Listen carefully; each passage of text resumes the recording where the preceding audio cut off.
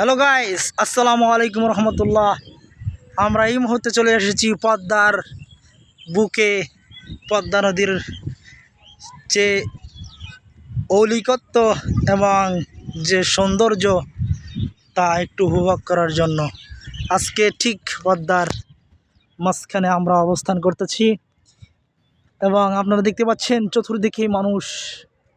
আমরা যতটুকু পদ্মা শুকিয়ে গিয়েছে সেই শুকানো জায়গার মধ্যে আমরা অবস্থান করতেছি। এদিকে মানুষ, অনেক মানুষ, তারা এখানে নদী দেখতে আসছেন। আমরা সেদিকে যাচ্ছি। আমার সাথে সহযোদ্ধা সহবন্ধু আমার মুয়াজ, তিনি এখানে আসছেন। তিনি আমার সাথে পদ্মা নদী দেখতে আসছেন।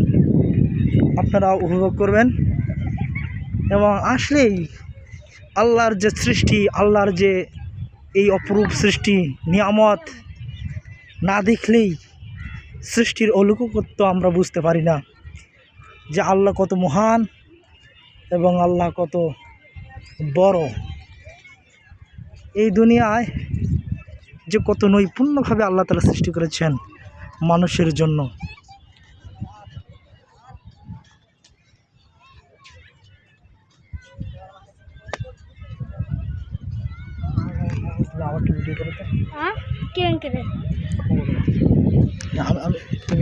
আমি চলে যাব। হ্যালো গাইস, আপনারা দেখতে পাচ্ছেন এই যে এত সুন্দর পদ্মা নদীর মাঝখানে আজকে পদ্মা নদী অনেকাংশে শুকায় গেছে এবং আমরা পদ্মা নদীর একেবারে বিপরীতে চলে আসছি। এবং দেখুন, আপনারা কাছে আসেন ক্যামেরাম্যান, আপনারা দেখতে পাইবেন এই যে সুন্দর অপরূপ সৃষ্টি, কত সুন্দর মাছ, আল্লাহর সৃষ্টি। হ্যালো গাইস, এটা কেটে দাও দিয়ে আর নতুন ভিডিও বানাও।